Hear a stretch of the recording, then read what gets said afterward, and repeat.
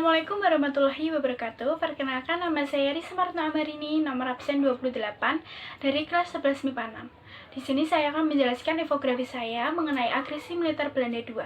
Pokok-pokok yang akan saya bahas yaitu latar belakang, tujuan, dan dampak terjadinya agresi militer Belanda II. Seperti yang tertera pada infografis di samping. Agresi militer Belanda II terjadi pada tanggal 19 Desember sampai 20 Desember 1948.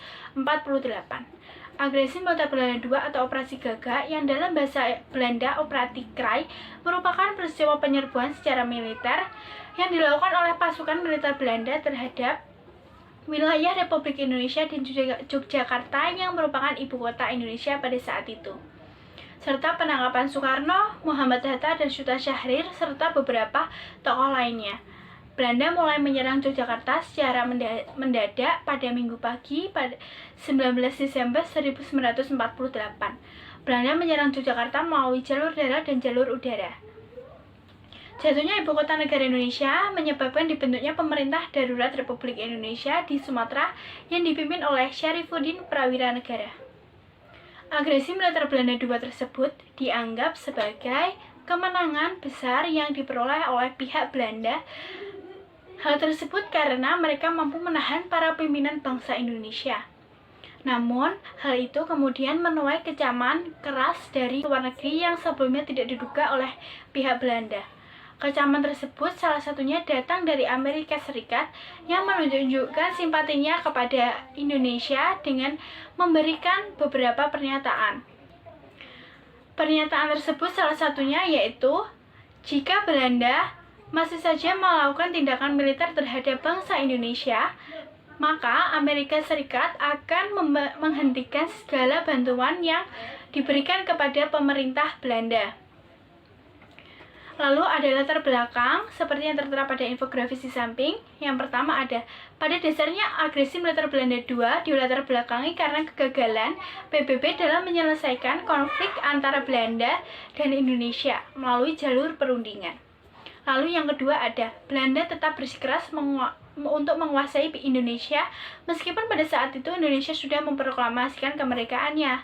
Sebenarnya sebelum meletusnya agresi militer Belanda II sudah disepakati perjanjian Renville. Namun ternyata Belanda mengkhianati perjanjian tersebut.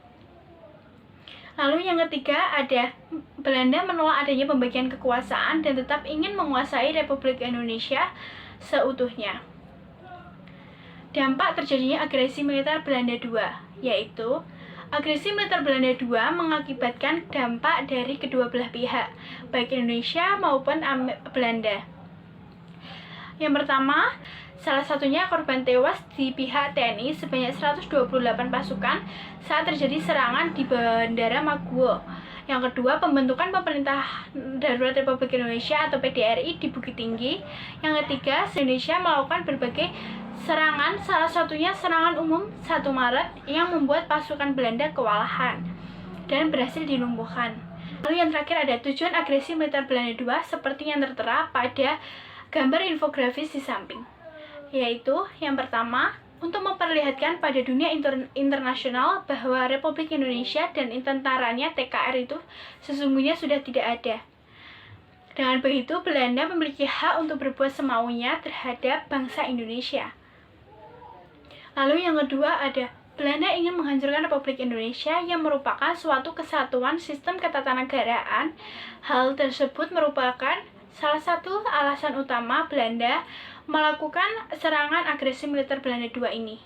Lalu yang terakhir ada, agresi militer Belanda II juga memiliki agenda untuk membentuk pemerintah interim federal atau PIF yang didasarkan atas peraturan pemerintah dalam peralihan, wakil-wakil dari daerah-daerah federal, serta unsur-unsur kooperatif dan moderat dari bekas republik harus ikut ambil bagian dalam PIF tanpa mewakili bekas republik.